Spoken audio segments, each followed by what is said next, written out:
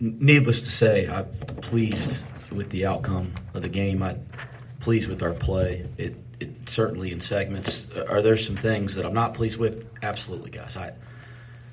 Y'all know me. I'll try to be positive until midnight, and then at midnight I'll get real negative. But I do think it's so important for kids to enjoy wins, and there were some good things that happened tonight. The first thing that jumps off the page to me is 18 offensive rebounds. That's important to our team. I thought we set a tone there early. I don't like that they got 11, but they're top 25 in the country in offensive rebounding efficiency coming into tonight. So I don't like that they got 11, but to look down and go 45 to 30 on the boards tonight against a team that I really respect, and a team I respect rebounding quite a bit, that was good. We had a lot of trouble last year with their match zone, and I thought we did a better job tonight of just moving the ball, being simple, being aggressive, and found some really good shots, and so I was pleased with that. But the offensive board, I think, started. Defensively, I didn't think we were good to start the game, but then we kind of picked it up a little bit, and we made that run at the end of the half. I thought it was a combination of just getting a little more active defensively, and then that fueled our running game. We finally put defense and running together, and you put a big run to finish the half, and I thought that was important for us. I could go down the guys, but, Odie getting the 2 early fouls right now with our depth in the front court, that's very difficult for our team. So normally I'd play a guy a little bit more with 2, especially a guy like Odie that is an upperclassman, and I trust. But, gosh, if we got Vic or Odie fouling out or in foul trouble in the second half, we're in trouble because now there's nobody else behind them. Sage is out right now with an injury. So I thought that put a lot of pressure on Vic, and I thought he was excellent there in the first half, like playing those extended minutes. 30 is more than I want to play him, and more than I think he wants to. He might not agree with that, but I think deep down he'd like to be in that 25, 26 range. So that kind of made the game a little funky. Dan Skillings, you look at the line, and it's pretty dang good, isn't it? 8 for 12, 3 for 5, 6 for 8, 6 offensive rebounds, 9 total rebounds, 25 points, only 1 turnover. So 2 block shots. That's a pretty dang good line, and I don't even think he's scratching the surface. I can think of 10 or 12 plays I'm pissed at him. And I mean that as the greatest compliment to him as a player. I just think he's got so much good basketball ahead of him. But it was nice to see him break out and do some nice things, because we've seen him do some really nice things in the summer and the fall, so that doesn't surprise us. Day, I thought, really fueled our run. And then John Newman is just, heart and soul type stuff, right? I think everybody that watches us play knows he's kind of the heart and soul of this team and sets a tone. So there's some good stuff there. That's a good basketball team. Darren is a terrific coach, does a terrific job. I think they're picked to win their league, and they'll compete to win their league, so it's a good win for us. Any magic words there in that late timeout in the first half, or is that something you sense coming, a run like that?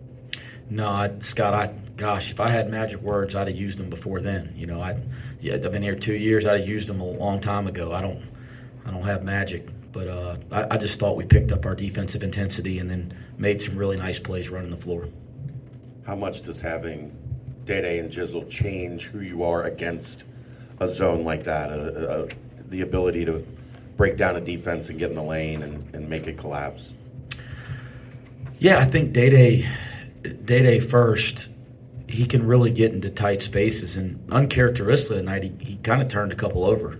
2 early, 1 in the second half on the first possession, and that's not even like him. But yes, getting into tight spaces against any defense is really valuable, and he does that. Jizzle does it in a more powerful way, and I think people that are watching him know this.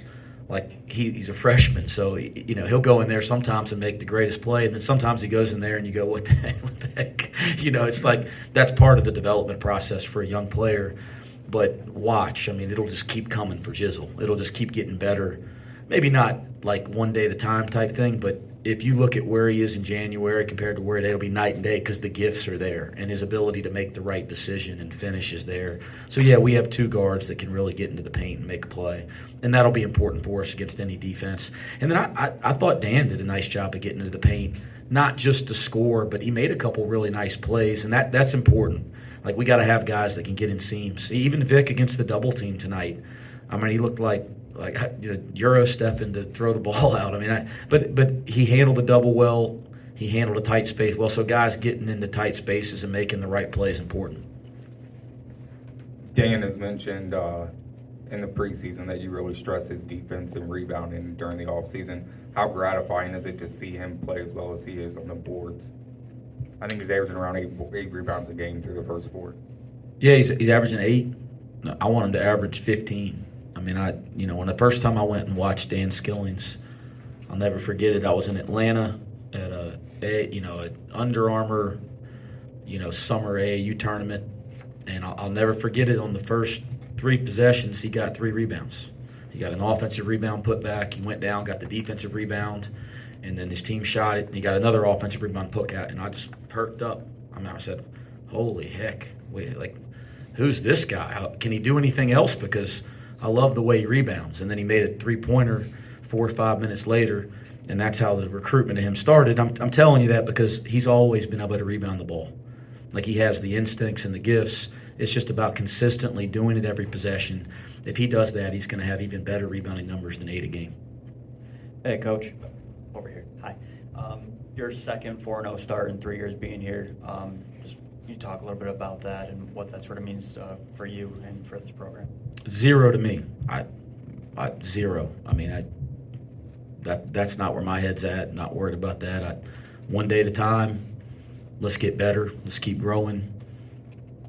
To enjoy win. I mean, I think the one thing I've tried to do, because I can be a pain in the butt, we have a good moment because these kids work so hard. Let's enjoy it for at least a couple hours. So right now it's about let these guys enjoy it. We'll probably enjoy it as a coaching staff for about another 30 minutes, and then it's get to work and let these kids enjoy it with their families, and then it'll be about getting better tomorrow. I don't get into all that junk. I think what you want to do is look up over a long period of time and go, man, we've really built something, and we have a really positive culture, and we've accomplished things, but game to game, I don't get into that crap.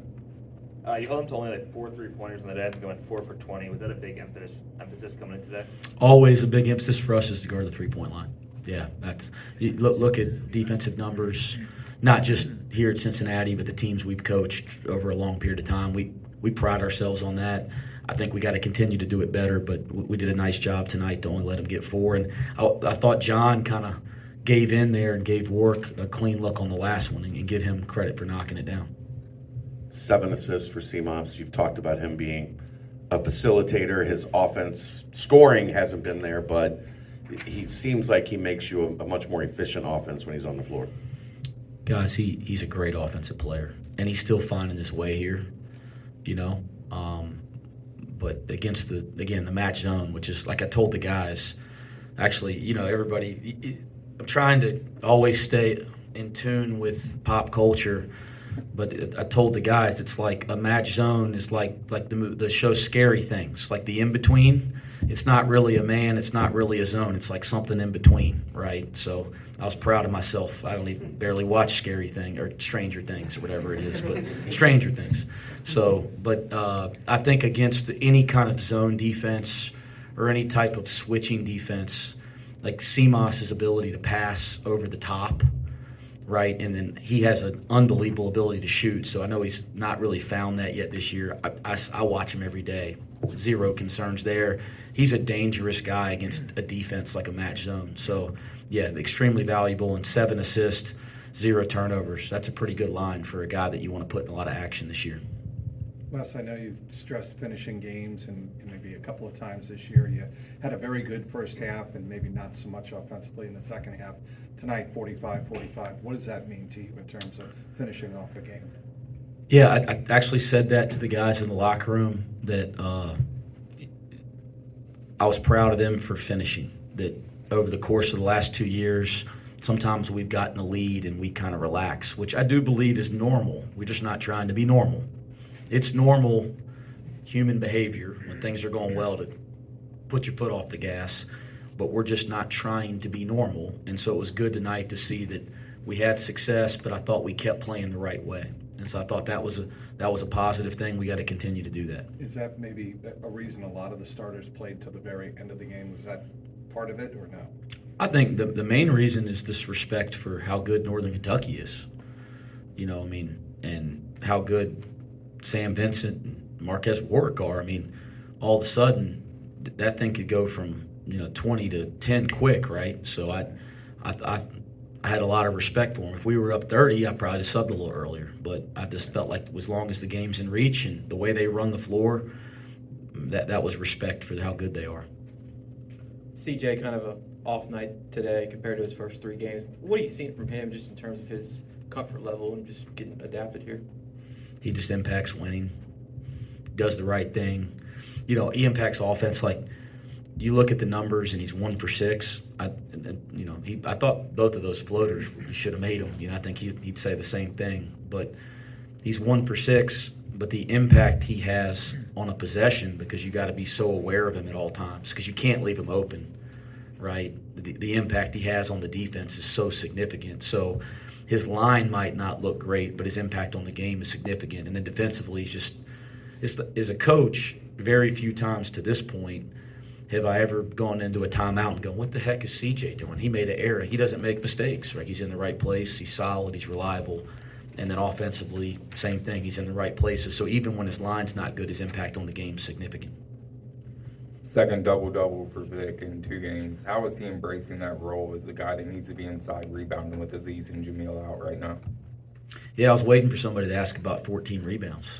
That's pretty good. And it's kind of what I said about Dan. I mean, he has 14 rebounds, and I'm thinking about the 6 times that I'm pissed at him for not going to the board or not boxing out. And that's a compliment. Like, he's terrifically gifted as a rebounder. So I thought after those first 2 games, he wasn't doing enough around the basket. It was nice to see that tonight. And again, 14 rebounds is good, and I'm still not pleased because I thought there were some possessions he could have gone. Like, he made the nice play, kind of penetrating their defense and kicked it out for a 3, and he's running back celebrating before the shot goes in. Like, I want him to go get the ball. Like, I want him to, as a great rebounder, you got to assume that every shot's going to be missed. So I like that he was celebrating for his teammate, but I want him to go get the ball. So 14's really good. 14 and 14's really good. And a compliment to him is I think there's a lot more in the tank there. 45-30 on rebounds, and Odie's in foul trouble, and Josh was in foul trouble. It's got to be tough to not fantasize what it would be like with those other 2 guys sitting there. Yeah. And you anticipate anything coming. Yeah, it's why everything is just so bittersweet right now. Like,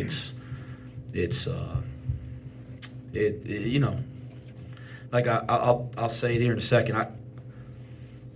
I'm in there, writing on the board while the guys are out warming up, and Aziz was getting by his locker getting ready, and Bob Mangine, our trainer, walks in. Okay, and I mean, I'm not trying to get any sympathy here, but I told Bob I ain't been sleeping real well. So, and Bob Mangine, who is the greatest trainer, he cares more about everybody's well-being than any human being I've ever been around. I mean, I don't know what we do without him. He takes care of all of us. So he walks in and goes, Coach, how'd you sleep last night? And I went, man, I didn't sleep real well. And Aziz heard it. And he goes, Coach, struggling to sleep? I said, just recently, I said, I'm angry about your situation. It keeps me up at night. And he said, Coach, I hadn't slept since game started. He said, I wake up every night and I can't go back to sleep. And it's like, it just that kills me. And it's good that you said it, because I got a couple things to talk about. One, Jamil Reynolds has still not received. We have still not heard back from the NCAA about his waiver, his appeal. We submitted his waiver in August. We submitted his appeal in October. I think it was the last week of October. We're 4 games in, 2 weeks in, and he hasn't heard. So we call the NCAA. I don't have a contact. I do not know who is the NCAA. They don't talk to me. I have no ability to talk to them. But our compliance calls the NCAA, and they said, oh, yeah, we don't think we'll be able to get to that waiver until December. And these are kids' lives. So the NCAA's mission statement: provide a world-class athletics and academic experience for student athletes that fosters lifelong well-being.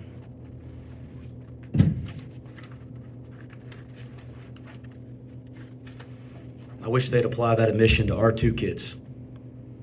I'll hold my tongue, but it's not right. It's not right.